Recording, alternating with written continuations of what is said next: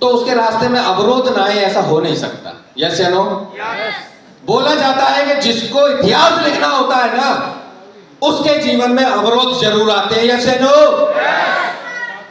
तो वो पहला अवरोध मेरे जीवन में आया, मैं 7वीं क्लास में था और एक एक्सीडेंटल में 95 में मेरी मदर एक्सपायर हो गई। 7वीं क्लास का बच्चा क्या जानता होगा? समझ सकते हो आप? क्या परिस्थिति रही होगी उसकी, क्या मानसिक स्थिति रही होगी उसकी, क्या आप समझ पाएंगे? वही दशा थी मेरी। मुझे यह भी नहीं पता था कि जीवन मरण का चक्कर क्या होता है। रियल बताऊं मैं, क्योंकि अब के बच्चे तो कुछ तेज हो गए हैं, हम तो थोड़े से पुराने टाइम के हैं, तो मुझे ये भी महसूस नहीं हो रहा था कि जीवन मरण का चक्कर क्या होता है। उस परिस्थिति में एक चीज मुझे समझ में आ गई कि इस दुनिया में कोई किसी का नहीं होता है, कोई किसी का नहीं होता है। हम 3 थे, मेरे पिताजी, मैं और मेरा छोटा भाई। हम 3 लोगों ने कैसे कैसे है ना अपना टाइम व्यतीत किया है, कैसे कैसे है ना हमने अपना जीवन चलाया। रोटी भी बनानी थी, पापा को जॉब भी करनी थी, मुझे पढ़ाई भी करनी थी, छोटे भाई की भी जिम्मेदारी थी। छोटा भाई मुझसे भी 5 साल छोटा था, उसकी भी सारी जरूरतों को पूरा करना था। कैसी कैसी मानसिक दशा रही वो मैं है ना आपको बयान नहीं कर पाऊंगा शायद। लेकिन उस मानसिक दशा से भी है ना मैंने एजुकेशन की, मैंने अच्छा खासी पढ़ाई की, 12th की, उसके बाद BCA किया गाजियाबाद से। उसी दौरान जब बोला जाता है कि अड़ोसी पड़ोसियों को भी लगने लगता है कि भाई इनके घर में समस्या है, इनकी शादी करवा देनी चाहिए। यस या नो? यस या नो? क्योंकि जब पड़ोसी आते थे, बैठते थे, तो पापा जी चाय बनाने के लिए भागते थे। तो वो बोलते थे, अरे मास्टर जी हमारे पास बैठो ना। कि भाई साहब आपकी सेवा ना करूंगा तो आप बाहर जाके बोलोगे कि है ना मास्टर जी के यहाँ तो कोई सेवा नहीं होती। यस या नो? तो उनमें से ही एक शख्स ने, बेचारे ने बोला कि लड़के की शादी कर लो, लेकिन लड़का तो पढ़ाई कर रहा था। इच्छा नहीं थी कि है ना पढ़ते टाइम है ना कुछ किया जाए, क्योंकि सपने बहुत बड़े थे मेरे। मैं हमेशा चाहता था, जैसे मेरे परदादा जी के बारे में बताया सब लोगों ने, मैं हमेशा चाहता था कि एक ऐसा नाम, ऐसा मुकाम, एक ऐसा लेवल पे पहुंचूं जहां पे लोग आज नहीं बरसों तक याद रखें। यस या नो? आज मेरे परदादा जी नहीं है, उनकी 4थी पीढ़ी चल रही है, लेकिन आज भी उनको याद किया जाता है। शायद ऐसा उन्होंने बहुत बड़ा काम किया है। तो मैं भी यही चाहता था कि मैं भी अपने जीवन में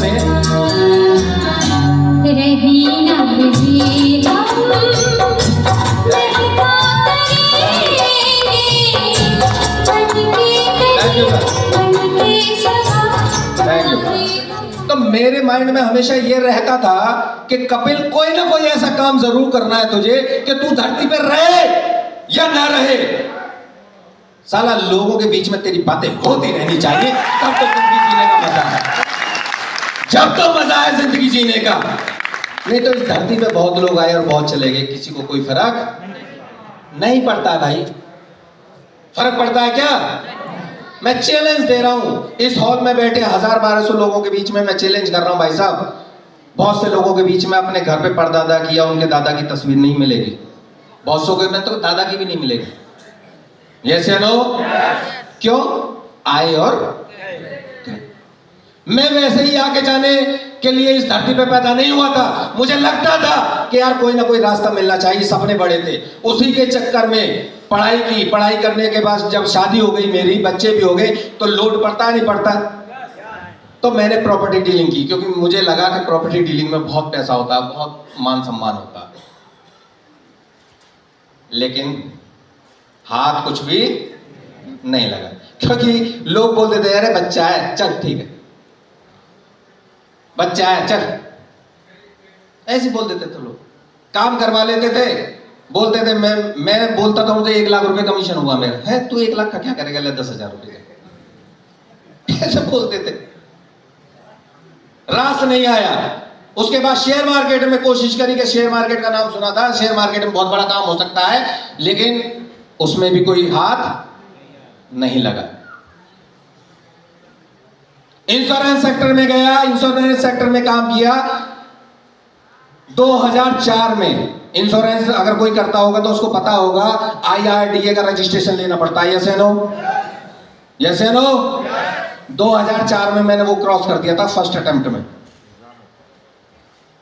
और उसको क्लियर करने के बाद मैंने है ना इंश्योरेंस सेक्टर में कदम रखा, लेकिन मुझ पे पूरी 1 साल में एक पॉलिसी हो पाई, वो भी खुद की। वो भी किसकी? खुद की हो पाई भाई। क्यों? क्योंकि झूठ बोलना पड़ता था, फायदा ही फायदा बताना पड़ता था, नुकसान बताओगे तो कोई इंश्योरेंस लेगा ही नहीं। और हमारी आदत थी कि हर बात को क्लियर करके चलना। तो लोग है ना जब तक फायदा दिखता था जब तक तो कहते थे कि ठीक है भाई ठीक है, और जैसे मैं बताता था कि इसमें है ना यूलिप पॉलिसी में इतना लॉस भी हो सकता है भाई साहब, बोले यार कहने दे, फिर उसमें भी कुछ हासिल नहीं हुआ, जिंदगी चलती रही। पापा जी ने मेरे ने एक दिन एक मुझसे बात बोली कि भाई सुन, तेरी शादी हो गई, तेरे बच्चे हो गए, तुझ पे जिम्मेदारी आ गई है।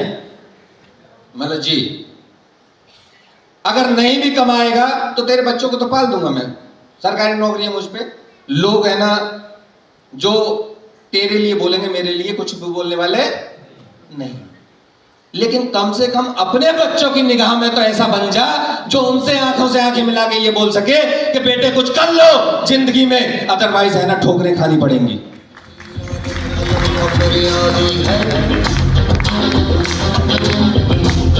दुनिया के थैंक यू, दुनिया यहां से सुनती है, उस दिन मैंने वो बात यहां से सुनी। जॉब करने के लिए निकल गया, पार्ट टाइम MBA डाल दिया, लग रहा था यार कहीं कुछ होने वाला नहीं है, अब जॉब लास्ट ऑप्शन बचा है मेरे पास, कम से कम अपने बच्चों को पालने के लिए कुछ ना कुछ तो करना, कुछ ना कुछ करना। यस या नो? जॉब पे गया, सुपरवाइजर लेवल पे लगा, 5,500 रुपए की नौकरी। कितने की? लेकिन ऊपर वाले का आशीर्वाद था, मेहनत करते रहे, और आने वाले कुछ सालों में धीरे धीरे प्रमोट होते गए, एग्जीक्यूटिव हुआ, फिर सीनियर एग्जीक्यूटिव हुआ, ऑफिसर हुआ, असिस्टेंट मैनेजर हुआ, फिर मैनेजर। कई ग्रुपों में भी काम किया मैंने, रिलायंस ग्रुप में काम किया, LG ग्रुप में मैंने काम किया, और हेवल्स ग्रुप में भी मैंने काम किया। हेवल्स ग्रुप में था, लाइटिंग डिपार्टमेंट का हेड था, लाइफ अच्छी चल रही थी, 60-65 हजार रुपए सैलरी आ रही थी, फादर वाइस प्रिंसिपल थे, घर में 1-1.25 लाख का इंतजाम हर महीने का था। तो जो सपने थे बचपन में वो दब गए। यस या नो? ऐसा ही होता हमारी लाइफ में, होता है नहीं होता? लेकिन है ना बोला जाता है किसी चीज को अगर दिल से चाहो तो पूरी कायनात उसको आपसे मिलाने की साजिश। यस या नो? उसी साजिश के दौरान मेरी मुलाकात हुई हमारे ग्रेट मेंटर चमन गुरुजी से। सर के लिए एक बार जोरदार तालियां। चमन सर ने मुझे एक संस्था का प्लान दिखाया, बोले इस संस्था में काम करने से जिंदगी बदल जाएगी, लग्जरी कार होगी, बड़ा मकान होगा, देश विदेश की यात्राएं होंगी, नाम पहचान, शोहरत, दौलत, इज्जत सब मिलेगी। यकीन नहीं हुआ। सर का क्या काम था, जैसे हम लोग फॉलो करते हैं, सर है ना एक और फ्रेंड थे हमारे, उसके साथ बैठ जाते थे मेरे पास, और अरे उसकी इतनी बड़ी कार आ गई है, अरे उसका ऐसा हो गया, उसका इतने का लाख का चेक आ रहा, मुझे मोटिवेट करते थे साइड से, और मैं इनकी बात को हंसी में टाल देता था। आप कुछ लोगों के साथ भी हुआ होगा, इन्होंने वही काम मेरे साथ किया, जबरदस्ती मुझसे पैसे ले लिए ज्वाइनिंग के, कि मेरा यार है, मतलब हाँ ज्वाइनिंग के पैसे दे, बाद में देखेंगे, ठीक है। उसके बाद एक फंक्शन हुआ डायमंड शिप का। किसका? डायमंड शिप का फंक्शन हुआ, और चमन सर, मैं नहीं जा रहा था उस फंक्शन में, आज भी बहुत से लोग नहीं आए होंगे, मैं नहीं जा रहा था उस फंक्शन में, लेकिन चमन सर का मैं लाख लाख धन्यवाद करता हूं। चमन सर अपने घर से दनकौर आए, दनकौर से मुझे उठाया और मुझे आगरा वो फंक्शन दिखाने के लिए लेके गए।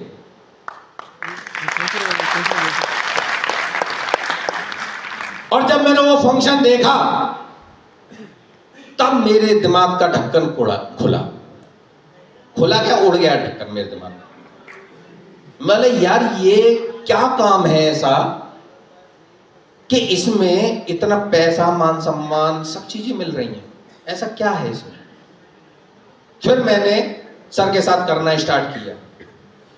लेकिन बोला जाता है कि गाड़ी आपके पास कितनी अच्छी हो, ड्राइवर आपके पास कितना ही अच्छा हो, जब तक प्लेटफार्म में दम नहीं होगा आप कभी भी अपनी मंजिल पे सही सलामत पहुंच। यस या नो? वही स्थिति हुई। हम लोगों ने मेहनत की, हम काम करने में भी पूरे सक्षम थे, फुल टाइम काम किया हमने, जॉब को छोड़ दिया।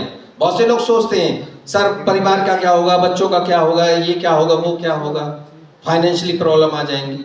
हमने भाई साहब किसी चीज की वो नहीं करी गौर। क्यों? एक बार माइंड सेट हो गया ना तो बस हो गया।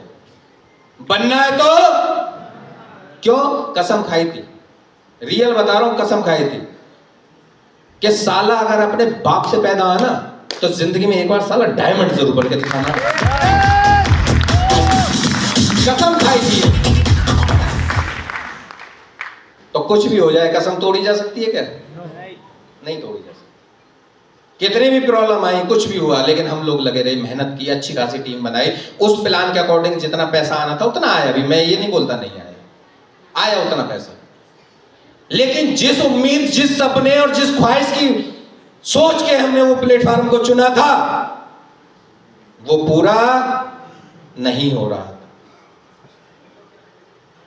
उसके बाद हमारे जीवन में एंट्री होती है नेटवर्क मार्केटिंग इंडस्ट्री के बेताज बादशाह, जिनके नाम से ही बिजनेस चलता है। मैं चाहूंगा सर के लिए जोरदार तालियां, श्री अनुज शर्मा सर का।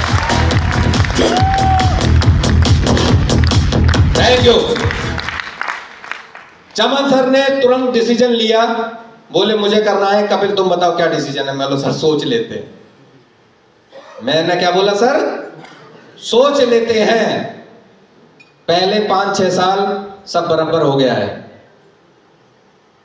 घर वाले भी बोलते हैं, पापा जी भी बोलते हैं, हाँ डायमंड साहब आ जाओ, है कुछ जेब में? मलना 100 रुपए दे दो तेल डलवाने।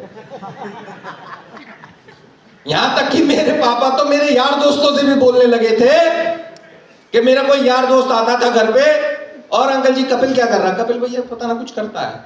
अच्छा क्या कर, कितने मिल जाते हैं? मिल जाते हैं भैया 5-6 हजार। बस 5-6 हजार ही मिलते हैं कपिल को। MBA क्या रखा उसने तो कि भैया मिलते की पता ना, मेरी तरफ से तो 5-6 हजार में पड़ रहा है, डेली 200-300 का तेल डलवाता हूं उससे। मुझे ये ना पता उसे कितने मिलते हैं, मेरी तरफ से इतने का पड़ रहा है। ये तक स्थिति थी। गालियां मिलनी स्टार्ट हो गई, गालियां मिलती थी। यार दोस्त रिश्तेदार कोई विश्वास करने को तैयार नहीं। इस संस्था में जब आए तो बड़ी समस्या, ना लिस्ट ना सम्मान। घर वाले भी बोल रहे थे इतने साल हो गए, रिश्तेदार भी बोल रहे थे इतने साल हो गए, यार दोस्त भी हंसी मजाक उड़ाते थे, हाँ भाई डायमंड साहब बन गए। हर तरफ से ये लगा लीजिए कि फाइनेंशियली प्रॉब्लमें आई, इमोशनली प्रॉब्लमें आई, सोशली प्रॉब्लमें आई और रिलेटिव से प्रॉब्लमें आई। चारों तरफ से प्रेशर पड़ा। जब अनुज सर से मुलाकात हुई तो विश्वास नहीं हो रहा था। अनुज सर बोले कि कपिल एक बार विश्वास कर, जिंदगी चेंज हो जाएगी तेरी। दम प्लेटफॉर्म में होना चाहिए। किसमें? प्लेटफॉर्म में दम होना चाहिए। अगर प्लेटफॉर्म हाईवे, अगर आगरा एक्सप्रेसवे जैसा है ना, तो अल्टो को भी 140 दौड़ा देगा और अगर प्लेटफॉर्म खरंजे वाला है ना तो फरारी भी नहीं चल पाएगी तुझसे। यस या नो? बोला हाँ गुरु जी, बात तो आप सही कह रहे हैं बिल्कुल। तो बोले प्लेटफॉर्म में दम होना चाहिए, तो आ एक बार, यकीन कर मैंने भी अपनी बागडोर गुरु जी के हाथ में सौंप दी। मतलब गुरु जी जैसे पापा जी ने बताया कि अब मारो या उबारो दोनों ही आपके हाथ में। यस या नो?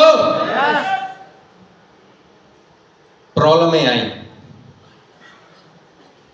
घर से भी बोलने लगे, ओहो अब दूसरी करने लगे हो, पहली में बन गए करोड़पति। रिश्तेदार भी बोलने लगे जब उनको बताया कि आपकी नई कंपनी करी है हमने, अच्छा पहली में तो करोड़ों कमा लिए होंगे, अब दूसरी में कमाने को चले हो करोड़ों। यार दोस्त तो पहले से ही रास्ते में खड़े हो जाते थे, जब करोड़पति आ रहा आज इसकी फैक्ट्री लेंगे, फुल टेंशन। लेकिन गुरुजी का साथ मिला, सोशल मीडिया के द्वारा, ऑनलाइन के द्वारा काम करना स्टार्ट किया। कोविड आ गया था, लेकिन गुरुजी का इतना सहयोग रहा कि उन्होंने बोला कि कोविड आ जाओ या कोविड का बाप आ जाओ साला, काम करना है, आगे बढ़ना है, रईस बनना है, तो काम कैसे भी करेंगे साला, रुकेंगे बिल्कुल भी नहीं। लैपटॉप ऑन कर दिया, जूम स्टार्ट कर दी, काम स्टार्ट कर दिया। धीरे धीरे हालात सुधरने स्टार्ट हुए, धीरे धीरे परिवार ने साथ देना स्टार्ट किया, सहयोग स्टार्ट हुआ, परिवार अच्छा बोलने लगा, रिश्तेदार अच्छे बोलने लगे, यार दोस्त अच्छे बोलने लगे। आज मैं आपको बताता हूं कि आज है ना देश विदेश घूम रहे हैं, मैं भी और मेरे बच्चे भी। मजे की लाइफ है, यस या नो? हर सप्ताह 40, 50, 70, 60 हजार रुपए मेरे अकाउंट में आ जाते हैं हर सप्ताह। मजे हैं या नहीं है? यस या नो? अभी तक मैंने 4 साल में 85 लाख रुपए कमाए। कितने? 85 लाख। इतनी तालियां बस। Thank you. खुशियों की बारात है, पैसों की बरसात है, सच्चे हो गए सारे सपने, खुले नसीब यार के। देने वाला जब भी देता देता छप्पड़ फाड़ के, देने वाला जब भी देता देता छप्पड़ फाड़ के। कितना दिखता। Thank you. यस या नो? देने वाला जब भी देता। पर ईयर का कितना एवरेज आ गया? पर ईयर का एवरेज कितना आ गया? 30 लाख आ गया। 1 साल और रुको, 30 का एवरेज आ जाएगा। 2 साल और रुको, 40 का एवरेज आ जाएगा। 4 साल रुकोगे, 50 लाख का एवरेज आ जाएगा। आ जाएगा नहीं आएगा? यस या नो? अभी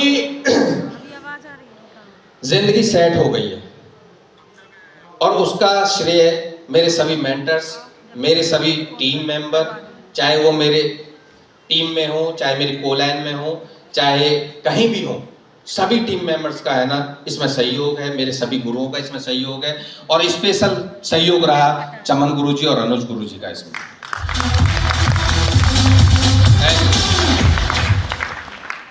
मैं बस एक ही बात बोलना चाहूंगा कि कोई भी सफलता आसानी से नहीं मिलती है भाई साहब, उसके लिए लड़ना, भिड़ना, यस या नो? प्रेशर आएगा, प्रेशर आएगा, चारों तरफ से प्रेशर आएगा, फाइनेंशियली, सोशली, इमोशनली, सब तरह का प्रेशर आप पे आएगा, सब तरह का प्रेशर आएगा आप पे। लेकिन कामयाब वही होगा जो टूटेगा नहीं। डायमंड कभी टूटता, डायमंड कभी टूटता, अगर कांच होगा तो अगर डायमंड बनना है तो प्रेशर झेलना, यस या नो? लेकिन बहुत से होते हैं टाटा बाय बाय करके हमारे बस की नहीं। और इसका जीता जागता उदाहरण है उस शख्स का जिसने इस बिजनेस में ज्वाइन कराने के लिए अपनी जेब से मेरे पैसे दिए थे। चमन सर और हम 3 दोस्त थे, चमन सर, दिनेश शर्मा और कपिल। दिनेश शर्मा ने मेरे पैसे अपनी जेब से दिए थे कि सर इसको ज्वाइन कराओ, इसके पैसे कौन देगा? कौन देगा? मैं दूंगा, इसको ज्वाइन कराओ कपिल को। और आज वही दिनेश शर्मा 15,000 रुपए की नौकरी कर रहा है और कपिल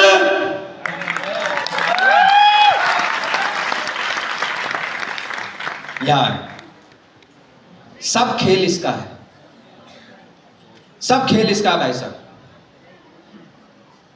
ठान लो तो जीत और मान लो तो हार, सब खेल इसका है। मैंने पहले ही दिन से है ना कसम खा ली थी। पूछ सकते हैं, मेरे पापा जी यहाँ पे बैठे हैं, पापा जी है ना, क्योंकि टीचर आदमी है, इनको जैसा समझाया जाए वैसे मान लेते थे। मैं कहीं भी जाता था, मुझे है ना गालियां देनी स्टार्ट कर देते थे। कहाँ यारों के संग घूमने के लिए चल दिया, साला तेल फूकने के लिए चल दिया, तेरे बाप का तेल है ना, होता ही है। मैं फिर इनको समझाता था कि मेरा काम गलत नहीं है, पापा जी देखो ऐसे ऐसे मेरा काम है, बताओ इसमें कोई गलती है? बोले नहीं, इसमें तो कोई गलती नहीं। बोला ठीक है, तो मैं मुझे करने दो। लेकिन पता नहीं क्या होता था, शाम को आता था, पता नहीं कौन पिन मारता था इनमें, शाम को वापस आता था, आजा घूम आया, तेरे बाप का ढाबा चल रहा, खा ले। मैं परेशान, मैं सुबह को समझाता हूँ, शाम को फिर वैसे मिलते, सुबह को समझाता हूँ, शाम को फिर वैसे मिलते। मैंने पापा जी से बोल दिया एक दिन, मैं पापा जी तुम्हारी औलाद हूं और जिद्दी भी तुम्हारी तरह हूं। ठान लिया साला कि डायमंड बनना है तो मर तो सकता हूं, पीछे कदम नहीं रखूंगा। इस सफलता में अगर मरना पड़ा ना तो साला मर सकता हूं, लेकिन इस सफलता के लिए पीछे कदम कभी भी हटाने वाला नहीं हूं। पापा बोले ठीक है तू जाना और तेरा काम जाना। मतलब ठीक है, आज तो समझ के दिखे हैं। लेकिन अगले दिन फिर वही कहानी, चल गया तेल फूकने यारों के साथ। मतलब यार इनको कैसे समझाऊं, ये समझने वाले नहीं है। तो मुझे सौभाग्यशाली था, मुझे एक है ना मौका मिल गया ऐसी डायमंड शिप में जाने का, और मैं अपने पापा जी को लेके गया उस डायमंड शिप में। मतलब मुझसे तो समझाए जा नहीं रहे हैं, शायद वहां इतने लोग हैं ना इनको समझाते हैं। तो मुझे आज भी याद है, पापा जी उधर कहीं पीछे बैठे हुए थे कोने की तरफ, और डायमंड शिप का फंक्शन था। तो जैसे ही डायमंड शिप के हॉल से बाहर निकले ना, तो मैंने सोचा अब तो समझ गए होंगे। तो इन्होंने मुझसे एक ही बात बोली कि अगर साले मेरी औलाद है ना, अगर तू मेरी औलाद है, तो जैसे उसके पापा गए ना स्टेज पे, एक दिन ऐसे साले मुझे ले जाकर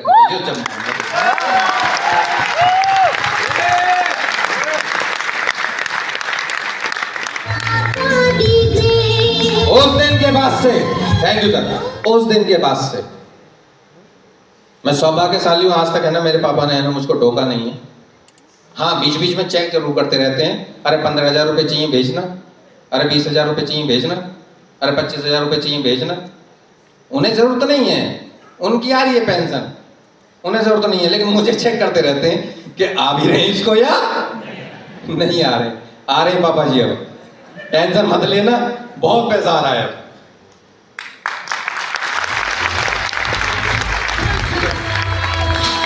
तो मैं थैंक यू, तो मैं ये कहना चाहता हूं, आपको परेशानियां आएंगी। अगर आप ये सोच रहे हैं कि मुझे परेशानियां ना आए और मैं डायमंड बन जाऊं, तो ऐसा पॉसिबल नहीं।